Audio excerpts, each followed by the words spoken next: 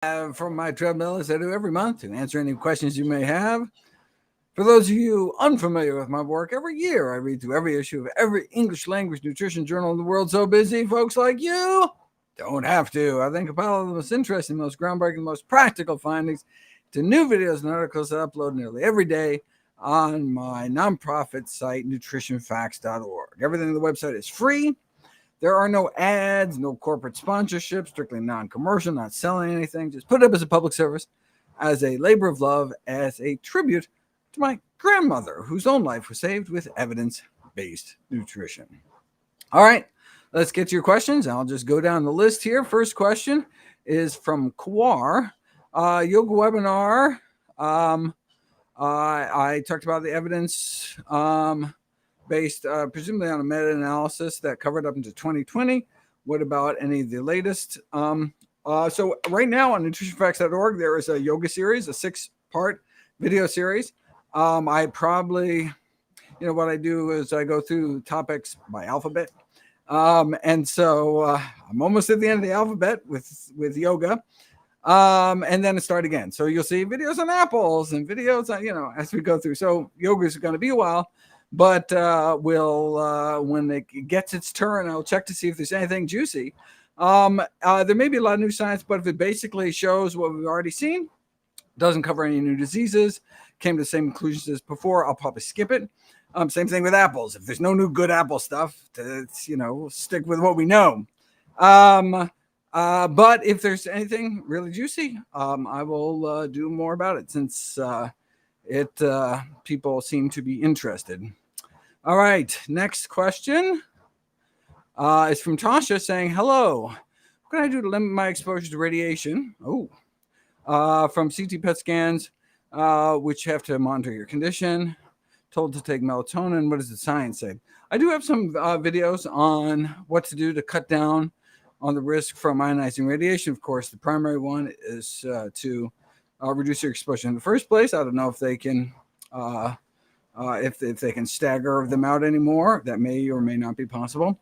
But if I remember from the video, so if you just type in ionizing radiation or probably just radiation in NutritionFacts.org, those videos will come up. If I remember correctly, I think greens, dark green leafy vegetables, presumably maybe only cruciferous. I'm not sure. I remember. It's the only reason I remember is because it's one of the reasons I eat kale chips when I travel, because when you're up in the air that high, you're exposed to more cosmic rays. And so you actually get quite a radiation. I mean, you don't get anywhere near a CT scan dose, but you do actually get a large, relatively large dose of radiation when you fly for prolonged periods. And so I remember thinking, oh, my kale chips are perfect for this. And so if I remember correctly, there's like an ex vivo study where they basically take people's blood before and after eating greens, or randomized people to eat greens or not, and then expose their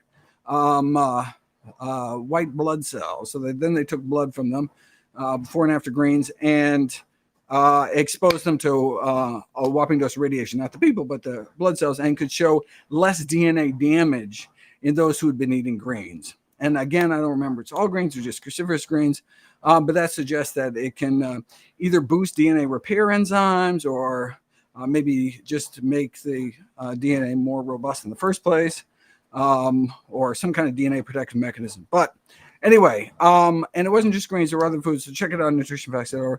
Pop right up. Sorry, I don't remember, but I have to clear out space in my brain for all the new stuff coming down and just put everything up in videos and books and move on to the next thing.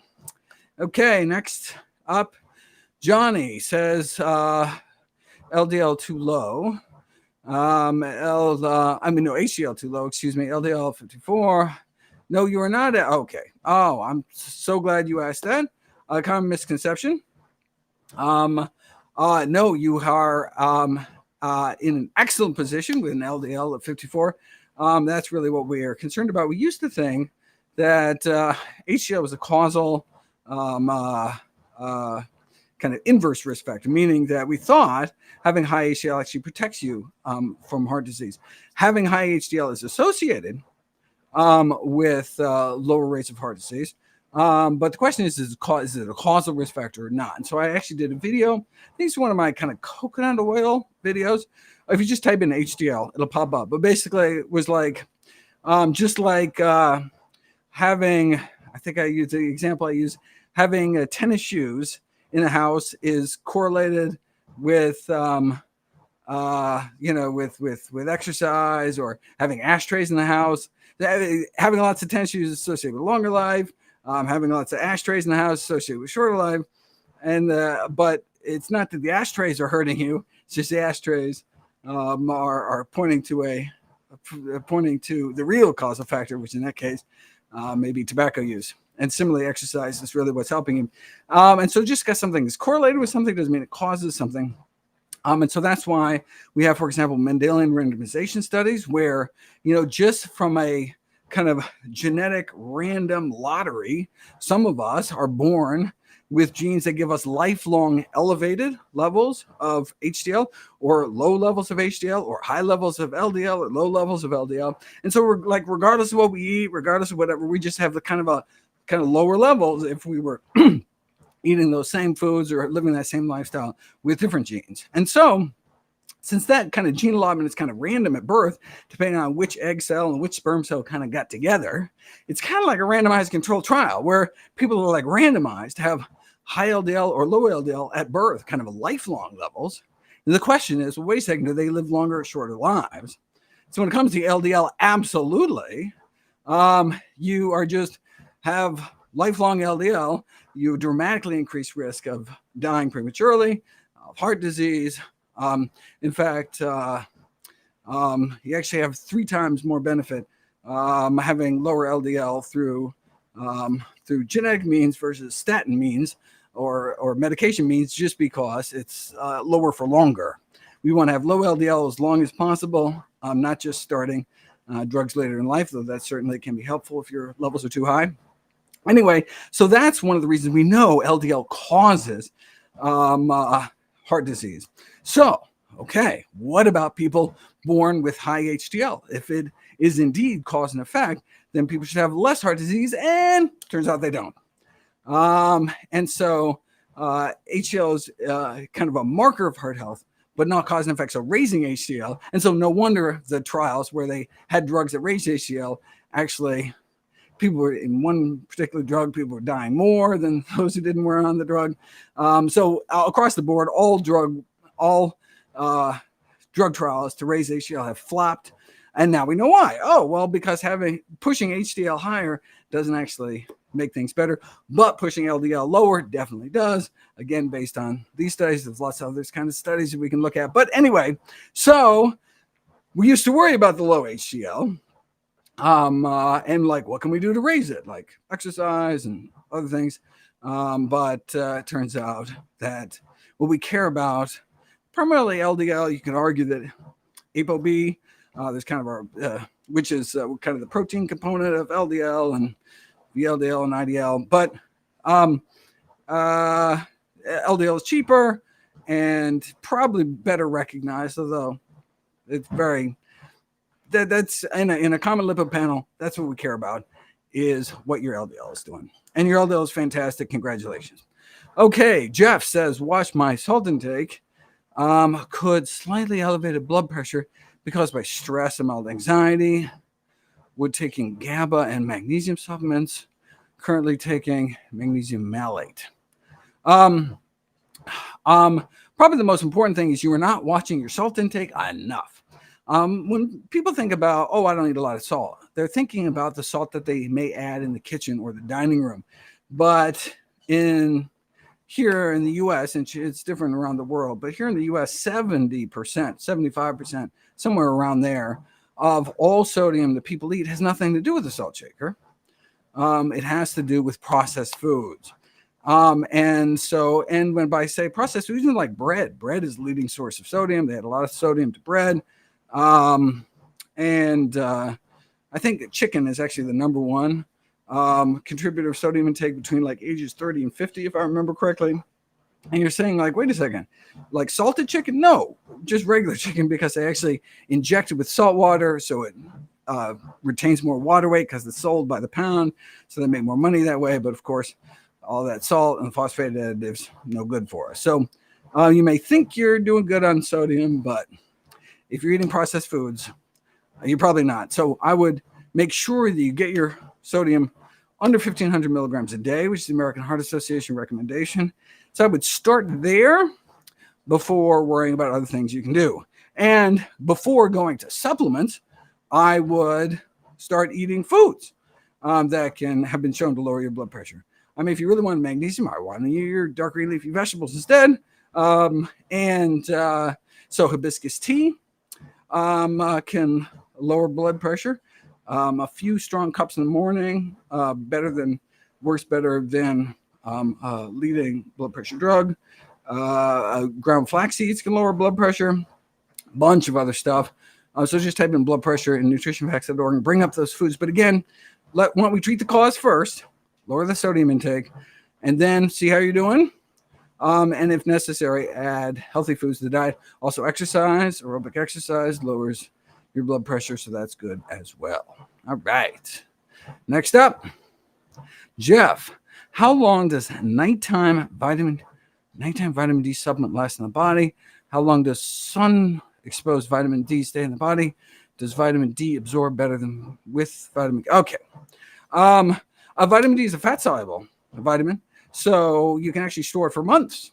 So that's why we all don't kind of drop dead in the wintertime when we're inside, is because we store up vitamin D during the sunnier months and then can actually hold it. And then our levels drop during the winter as it's kind of used up, but then bounce back up when we go run around in the springtime. And that's whether we get it from supplements or whether we get it from sun, we can store it. Now, that doesn't mean your levels are high enough during the winter for optimum health. And so I would encourage people getting inadequate sun exposure. So if you're at the higher latitudes, for example, during the winter months, no matter how long you sunbathe naked outside in the snow, you're not going to make enough vitamin D because the sun's rays are at such an angle. And so I would encourage 2,000 international units of vitamin D3 every day for those getting inadequate sun exposure. And you do not need to, not only do you not need to take it with vitamin K, you should not take vitamin K. You should get all the vitamin K you need eating dark green leafy vegetables, and then your body can turn that the K1 to K2, get all the K you need just by eating your greens. All right, next up, Angleg 8082 says, referring to my miso video, would eating homemade sauerkraut and edamame take? Oh, that's funny. Okay, so if you remember, miso has high sodium. It's a fermented soy food with high sodium, but it's the only high sodium food when actually put to the test. When you take people with and randomize them to eat miso or not, other high sodium foods raise your blood pressure, but miso does not. And so the researchers we have no idea what's going on here. Maybe the blood pressure lowering benefits of like the soy protein and some other components of soy is actually lowering your blood pressure. So even though the sodium is raising it, overall, you don't get that blood pressure raising effect. Okay. I mean, we don't know that was the mechanism, but that's a reasonable guess or hypothesis. And so, this smart viewer was like, okay, I want to eat my sauerkraut, which has a lot of salt added to it. And so, okay, I'll have the salt, but I'll have some edamame. I'll have that soy protein with it, and maybe we won't raise. It has not been tested. And so until it has been tested, I guess you could do an N of 1 study, meaning you could test it yourself. You got a little blood pressure monitor. After a high salt meal, you can actually see your blood pressure rise within hours. And so, you can actually kind of put it to the test yourself. But until we are sure that that's what the cause, I would not be eating any high salt foods. If you want to eat that wonderful homemade sauerkraut, then in the very least, you should take it and rinse it heavily underwater, get rid of the excess salt, and then just use little bits for flavor as opposed to eating a big mound of it and getting too much sodium. Okay. Is there anything else about miso? No, that sounds good. Oh, and also miso is not associated with increased stomach cancer risk as are other high sodium foods. So that's another good thing. Okay, next up, Matthew says, hello. Any best benefits from eating whole grains that cannot be obtained from eating an equal quantity of beans or lentils? Okay, well, so basically grains, beans, and lentils are, and nuts and seeds, frankly, are botanically the same thing, right? It's basically like a seed of a plant. You put it in the ground, and all of a sudden, poof, a plant pops up, right? You can sprout beans, lentils, you can, and you put them in the ground and make a little plant, and they grow into a plant. And same thing with whole grains. Like the actually growth is like the seed of the plant, and so as such, they have a relatively similar kind of spectrum of nutrition because they need to have lots of antioxidants to keep that DNA alive because it's a whole new plant packed in there. Lots of DNA protective stuff, and so do you necessarily have to eat whole grains, or can you just eat if or do you have to even eat beans? Why don't I just eat lentils? And I would encourage people to eat a diversity of foods. In fact, widen their diversity as much as possible. In fact, and I talk about in the new book, How Not to Age, all proceeds I receive directly donated to charity, be out December 5th. I talk about this researcher suggested we should get 50 foods a week. We should check off and make sure we get at least 50 different types of foods a week. And the reason is because for our microbiome. So fiber, it turns out, is a catch-all term for literally thousands of different kind of molecules. So there's all sorts of things that are fiber, and they're all different. And different foods have different types of fiber. And they each feed different populations of your microbiome. And so there's a study, I have a video about it, I forget which one, where it shows that if you eat half beans and half, I forget what was rye or one of these whole grains, you actually have better microbiome benefits than eating, twice the amount of just beans or twice the amount of just rye. So it's because you got a greater diversity of prebiotics, the resistant starch and that fiber. And so that suggests that there are independent benefits. You can't just look at the nutrition label and be like, oh, zinc, the essential vitamins and minerals and stuff. There's all sorts of, we need to think about the majority of cells in our body, which are not actually human. They're in our microbiome. And they see these foods very differently. And so I'd encourage you to eat a wide variety of whole plant foods. So I would not want anyone to just stick with legumes, even though they're super wonderful. I want them to get their whole grains too. That's why the Daily Dozen includes both. Next up, how much is too much of a calorie deficit? I'm currently at 1,700, as in 1,700, a calorie deficit of 1,700, or currently at 1,700 calories. How much is too much of a calorie deficit? Well, it depends on a number of factors. Obviously, you don't want to get too skinny. But in terms of benefits for caloric restriction, the calorie trial, which I have a bunch of videos about, and I talk about a lot in the upcoming book, was just a 12% average calorie reduction, and saw tremendous benefits, psychological benefits, physiological benefits, anti-aging benefits within years. Just 12%, which is just a few hundred calories, like skipping a donut. And I mean, it's amazing that just 12%. Now, this was a normal, quote unquote, normal weight population, not obese, normal weight population. But in the US, normal weight means overweight. So it was an overweight population. And so they, you're overweight, you restrict calories, you lose weight, and all of a sudden you have all these benefits.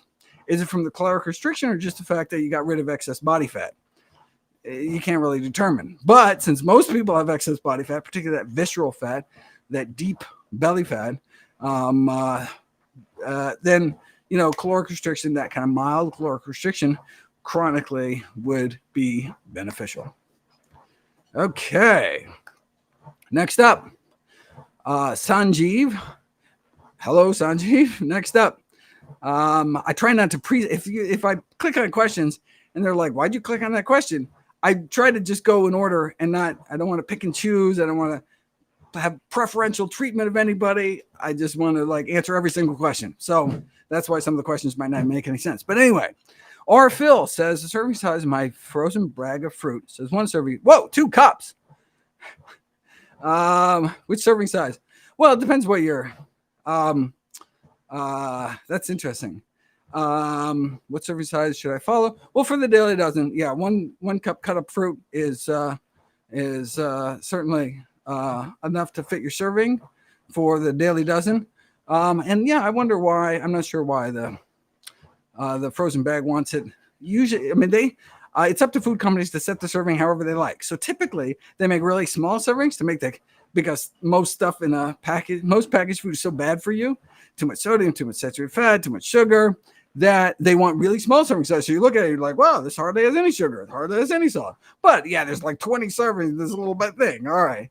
But other foods, like healthier foods, like frozen fruit, since it's so delicious, so it's good for you, they want to like show, look how much vitamin C we have. Look at all these, how healthy this is. And so they make a really big serving, like 2 cups. They're like, wow, this has lots of vitamin C in it. So that's why you might see serving inflation in healthy foods and serving deflation in unhealthy foods. Okay, Tasha, you're welcome. Took my advice. Oh, I'm taking amla. Very cool. So amla is dried Indian gooseberry powder. Total cholesterol dropped. That's nice. LDL, that's what I really want to care about. 148 to 127. Excellent. They're still high. Oh, wonderful. Fantastic. Thank you for for following up. It is indeed definitely in the right direction and absolutely still too high. Keep up the good. And so that's what one food. Think about all the other things that I showed can lower cholesterol. If you combine them all together, since they often work through different mechanisms, they have additive effects. So keep working on it. I'm so glad your cholesterol is coming down. Karen has a question about Hashimoto's. Heard that those with Hashimoto should not eat gluten. What if instead we use organic wheat flour? Is that also a problem? Okay, so organic wheat flour has gluten, just like all gluten-containing grains, whether organic or conventional. Hashimoto's. So I did videos on Hashimoto's. I forgot what the conclusion was. But I don't remember looking at seeing gluten come up. Hashimoto's, gluten. See if there's a Hashimoto's gluten meta-analysis. Influence of medical treatment. Now, I mean, it's possible. Sometimes, like autoimmune diseases go together. So if you have like type 1 diabetes, you're more likely to get some other, autoimmune diseases. And so celiac disease and Hashimoto's thyroiditis, both autoimmune disease, maybe that would be the connection. Okay, here we go. 2023 meta-analysis, the effect of a gluten-free diet on autoimmune thyroiditis progression. And that's indeed Hashimoto's. And so let's see what happened. Well,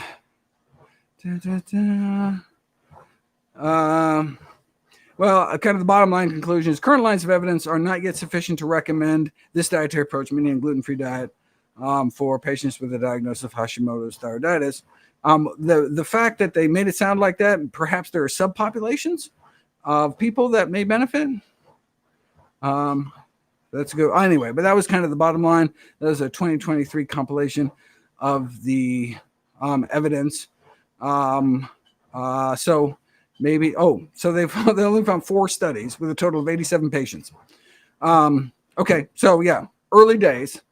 But look, if you want to try cutting out gluten-free grains for a few weeks and see if it helps, then great. But usually those with Hashimoto's have their thyroid is so scarred up, they will be on, they tend to require thyroid hormone replacement therapy the rest of their life, something like taking Synthroid. Okay, next up. Tasha, do I need to add mustard powder to all cooked cruciferous vegetables even after waiting 45 minutes? No, that's an alternate method. Tasha is obviously high level. For people looking at this being like, what are you talking about? How to make this really quick. Got videos, of course, on all this. So probably the video to go to is like the second strategy. Something like, if you just type in second strategy and broccoli, or maybe just second strategy into NutritionFacts.org, this video will come up. So basically, the purported active healthy ingredient of cruciferous vegetables, which kind of sets them apart from all other foods, essentially all other foods, is sulforaphane. Sulforaphane is not actually found in cruciferous vegetables, but it's created from a precursor interacting with an enzyme, which are both found in the plant. The precursor is heat stable. Unfortunately, the enzyme is not.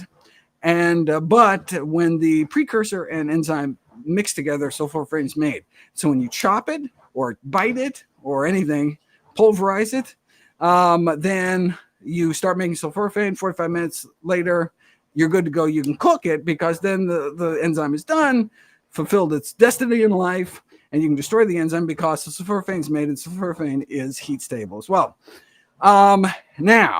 So if that's the hack and hold technique, if you do that with your cruciferous vegetables, something I do every day, then you're set to go. However, let's say you don't have time, and you can't wait between chopping your cruciferous vegetables and cooking them. Well, then you can use the second strategy. That's where the video comes from. And that is to add mustard powder to already cooked. And you say, why mustard powder? Well, what is mustard powder? Mustard powder is powdered mustard seeds.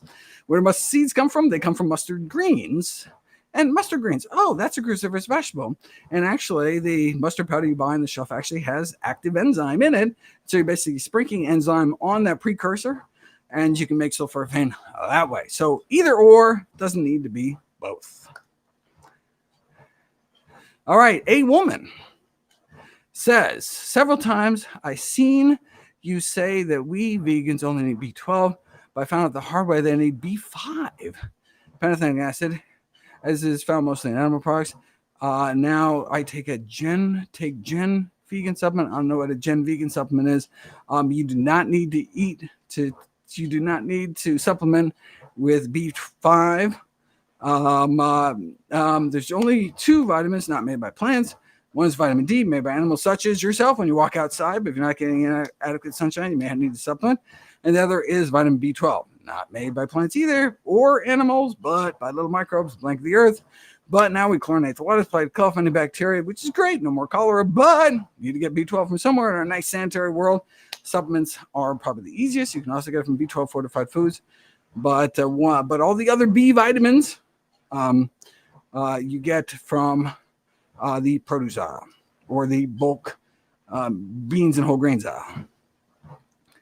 Okay, Guy says that they're struggling with a plant-based diet, a SOS-free, salt, oil, and presumably added sugar-free, can't maintain, nausea, aversion, especially veggies, greens, legumes, bitter spices, making you feel nauseous. Well, don't eat stuff that makes you feel nauseous.